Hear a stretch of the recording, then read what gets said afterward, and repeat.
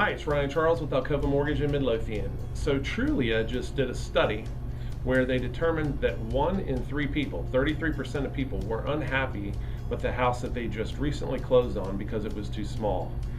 So that number was actually kind of high from what I would think it would be. You know, they didn't say what recently meant, but to me that means a year. So 1 in 3 people are almost immediately unhappy with the house that they just purchased. Now I know it's lack inventory out there and people are having to make concessions on what they buy, but another statistic according to NAR is that people only stay in their house on an average of 7 years. Now before the crash that number was as low as 6, and after the crash of '08 that number stretched to 10 years, but all in all people are generally accepted for only staying in their house 7 years. I wonder if that number would be higher if people stretched just a little bit more when they bought the house. So if we took that one in 3 people that were unhappy about the size of their house down to say 5 or 10%, I wonder if that 7 years number stretches to 10 or 12 years. And I wonder if they would save money in the long run, because it costs money to buy and sell a house, and moving costs, and it's just a pain in the neck. So kind of interesting to hear. And I understand I do mortgage financing for a living. And there may be a conflict of interest in me saying so, but I'm a fairly conservative guy, especially when it comes to finances.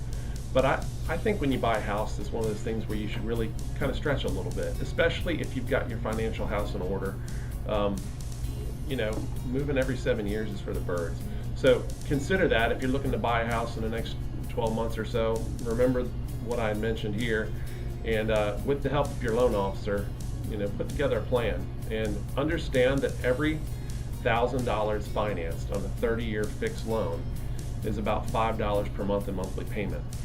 So what does that mean? You know, $250,000 house versus a $300,000 house with, as far as loan goes, is only $250 a month. A lot of people don't understand that concept.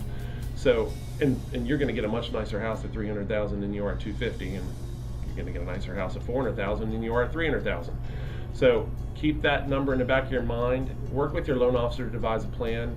And the biggest piece of advice I'll give you is, when you're looking to buy a house, create that budget for yourself on what you want to spend before you even start. Sit down, list out all your costs, and then create that budget, because sometimes people come to me and say, what can I borrow? And I say, wrong question. What do you want to spend is the right question, especially if you have a strong profile, good credit, you know, good income.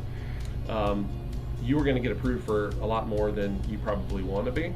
So the right question is what do we want to spend on a monthly basis? So you create that budget for yourself before you start, and then work backwards.